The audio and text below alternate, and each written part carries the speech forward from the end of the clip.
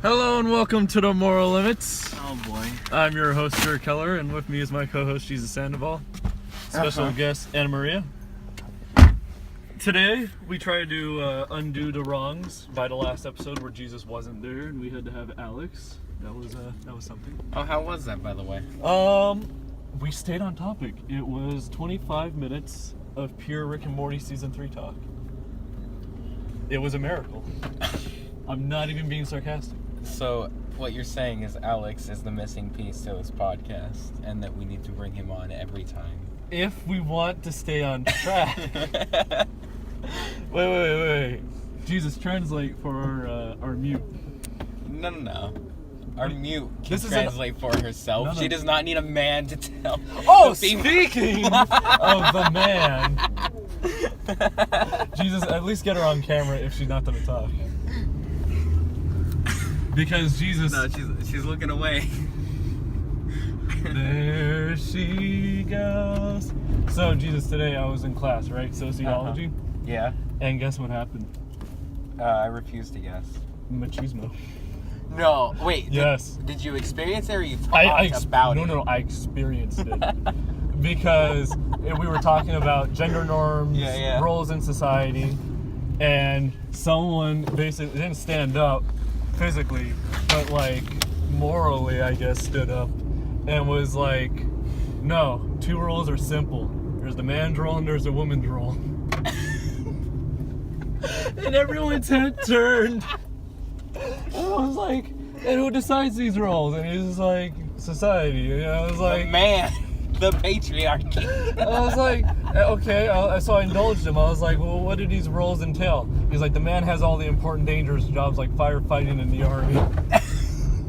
Mind you, this motherfucker had a gold chain and a Monster energy drink hat. Oh my god, that is the best thing I've ever heard in my life. It was literally like an hour, and my fucking sadist of a teacher, she started this conversation and didn't just let everyone finish.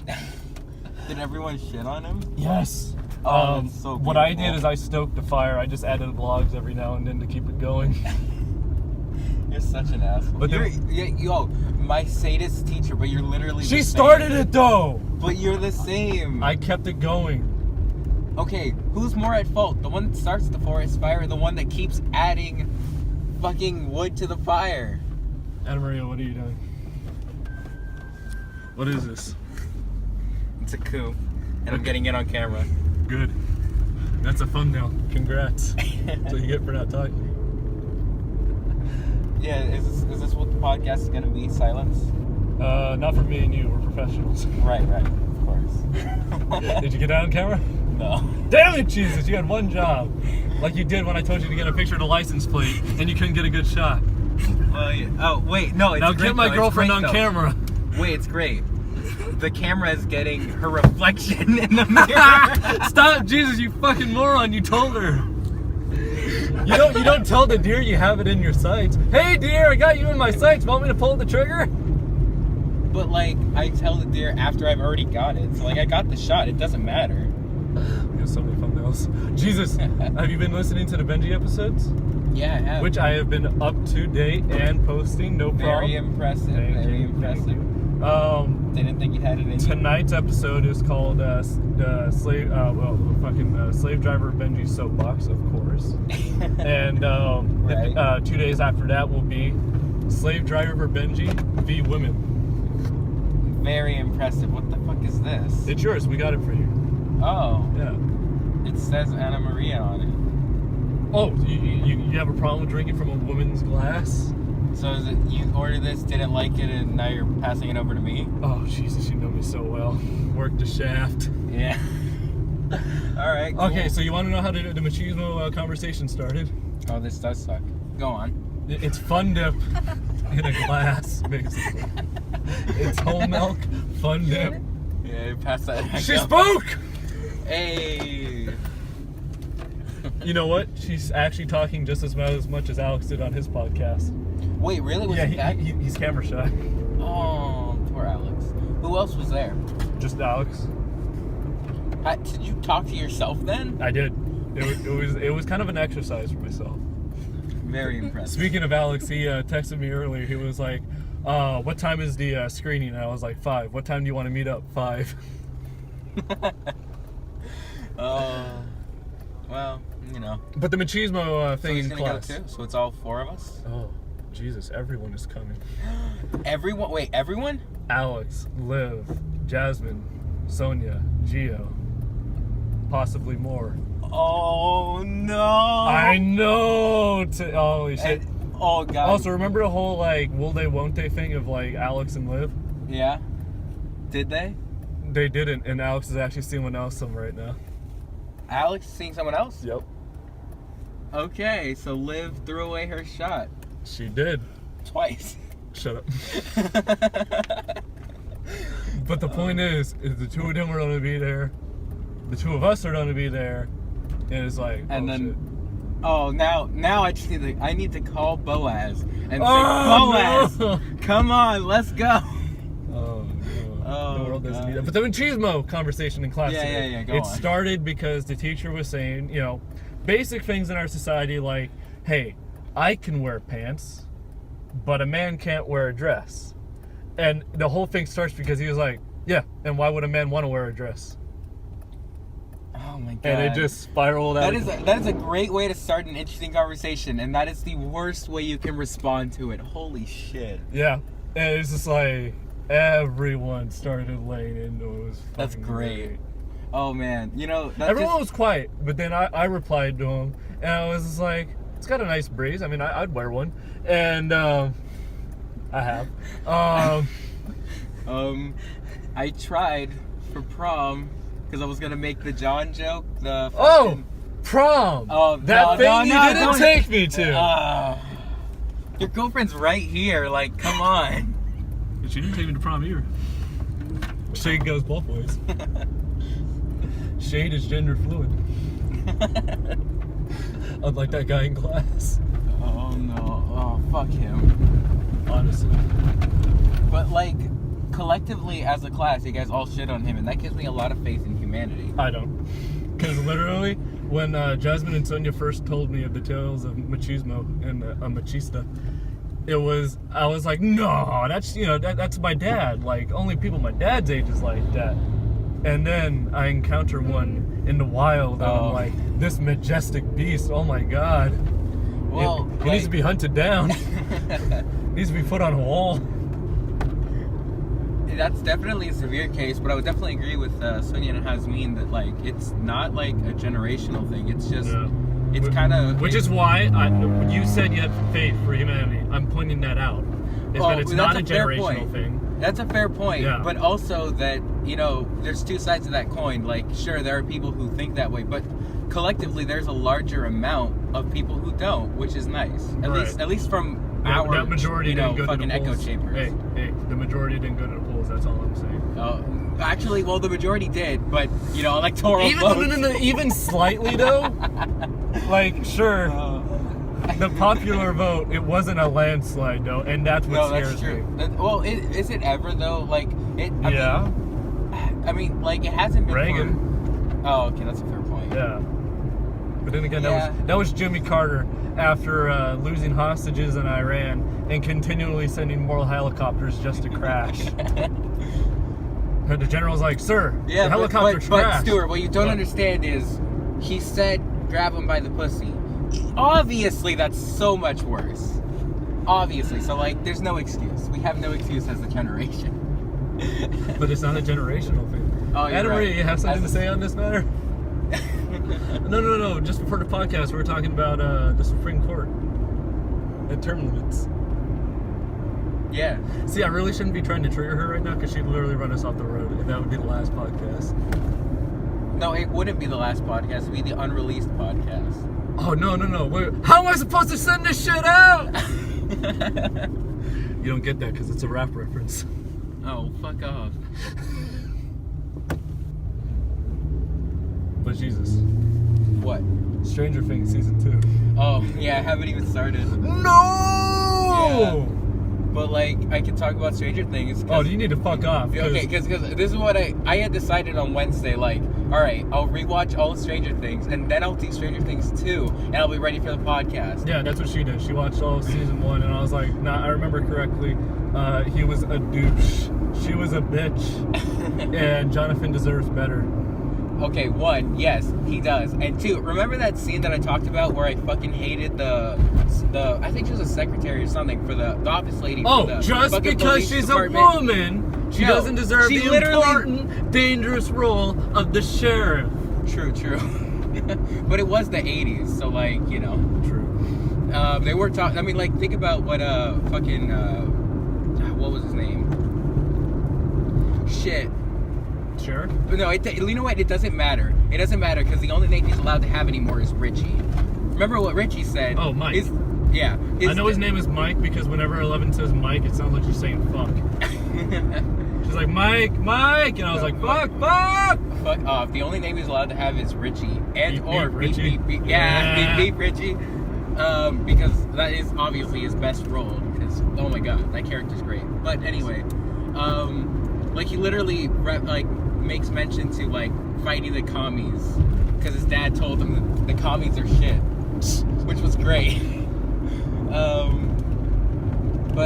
Yeah, no, that scene where she's like, only love can make a man that angry. You know, and, like, that or him shit talking his, his brother. Oh my god, I was so pissed.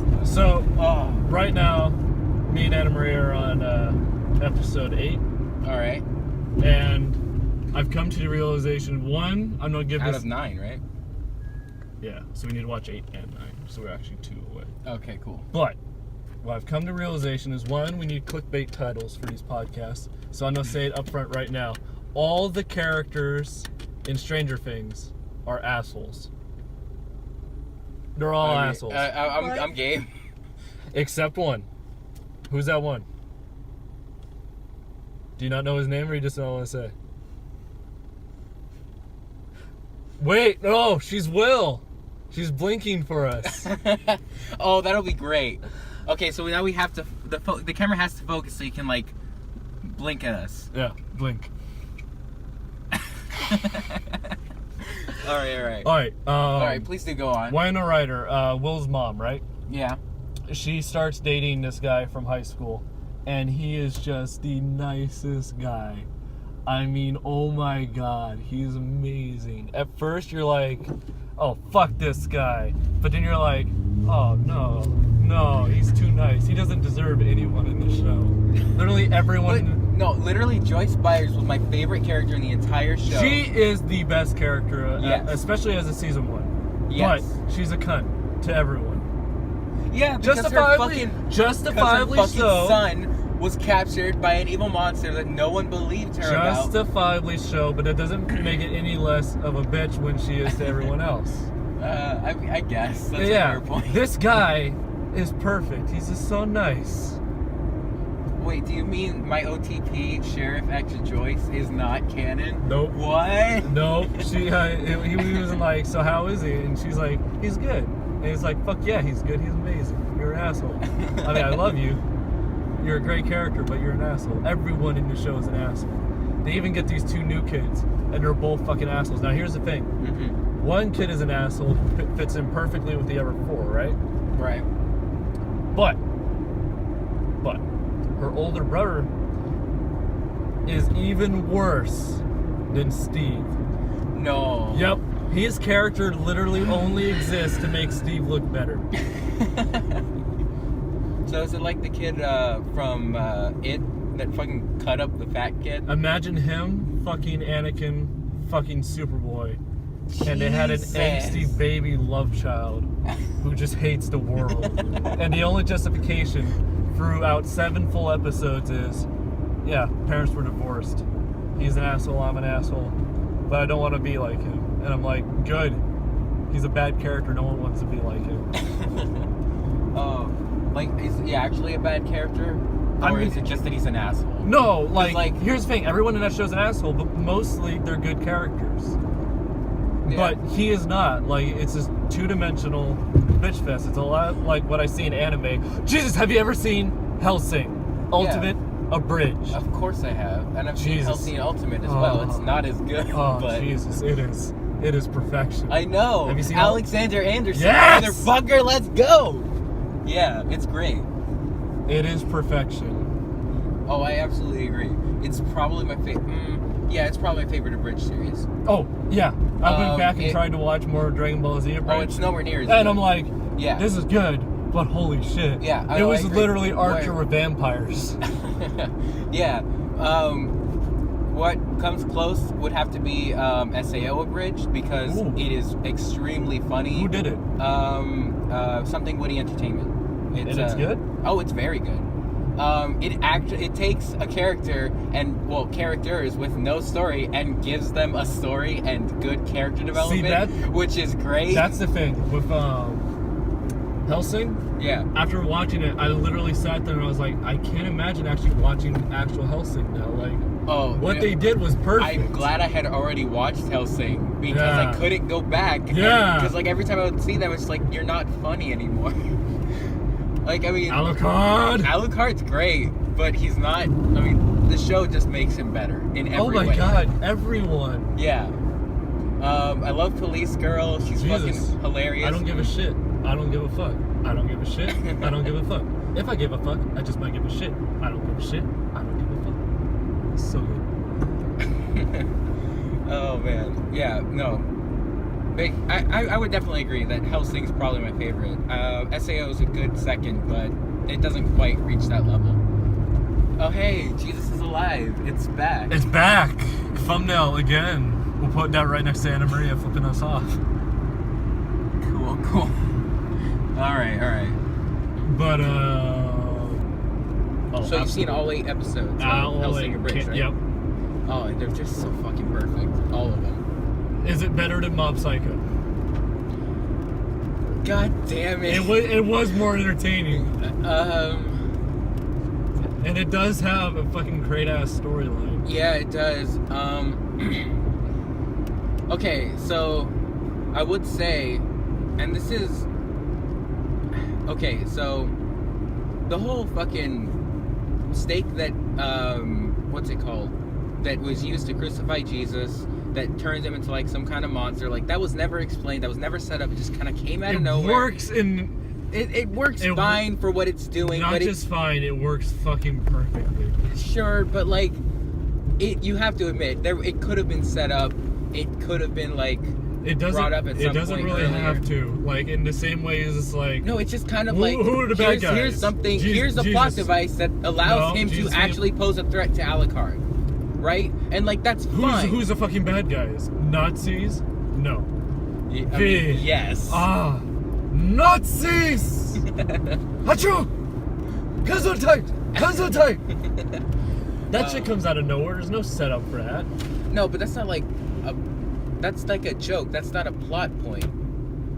Yeah, but what is a joke and what's a plot point where you do well, like that stake is not like it's not a joke. It is a serious part. They play it off as a joke though. No, like he stabs himself so he can get all these amazing powers so he can actually fight Alucard, something he's never been able to do. Like that's fine, but none of that shit was set up beforehand, and that's why like it doesn't quite beat Mob Psycho, because Mob Psycho is such a perfectly constructed narrative throughout all of those episodes. It's so fucking entertaining. I absolutely agree, and that's why it's a very hard. I know. It's. I don't know. Like. I know how you like it hard, Jesus. That's why I gotta give it to you. Cause like, okay, Mob Psycho, sure, it's not as funny. And I won't even try to make that argument. But like each of the characters goes throughout this beautiful arc throughout the series. Like, how many episodes have you seen? 6? So does the Police Girl. 4, 5, 6. 6. Okay, so then you've seen like the villain that he fights in episode 4, I believe it is, right?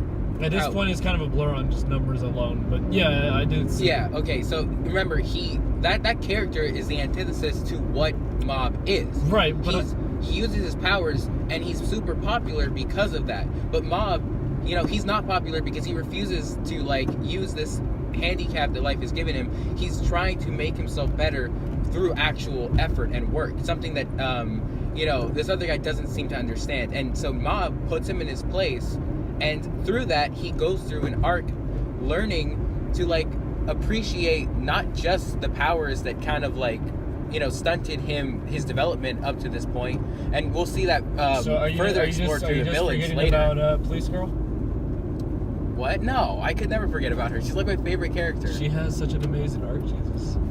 One that I would argue with. One, you have the Rick character, Alucard, right? Yeah. And he doesn't give a shit. Exactly. And he's life has no meaning. Masterpiece. Yeah, he's great. And then you have Police Girl. Like, I love that fucking perfect dynamic. Now, I would argue that Reagan doesn't have that Alucard presence. And two, you could argue between Police Girl and Mob. Those two would be an argument. I'm not saying win or lose, but it could be an argument. Fair enough. But what's not an argument is Alucard versus Reagan. Yeah, no. He's fucking gone for like 2 episodes, and it's fucking badass.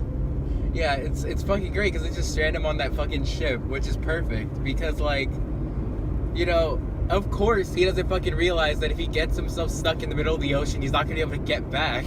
But he's just so stupid that he just goes out and slaughters everyone anyway. I love when the investors come. And she locks him in the basement, and they get attacked, and he's just like, no, I specifically remember being said, do not leave the basement until they leave. Very stupid, very risky, but yeah. And then I fucking love when the Pope brings all of those churches together. That is one of the best endings ever. Holy shit. Dude. Oh my god. Yeah. I totally agree. Right, but like with Saris, I don't think she like. But what you're saying is it's better than Ava. Oh man, yeah. I mean, yeah. Oh man, because it's just fucking perfect. Like I can't even. I love it too much. But like back to the Saris. But I do have to give credit where credit's due. This show was presented by Gabby. Yeah, for sure. Gabby. Fuck, that is literally the best. Between that and Minecraft, those have been the 2 greatest gifts from Gabby. Through all the things I've had to see, visions of the pods to be, the moral limits are unseen, and now it all seems clear to me. That arguing is painless. It brings a little changes, and I can do it with whomever I please. Fuck you. No, you can't. Only with me.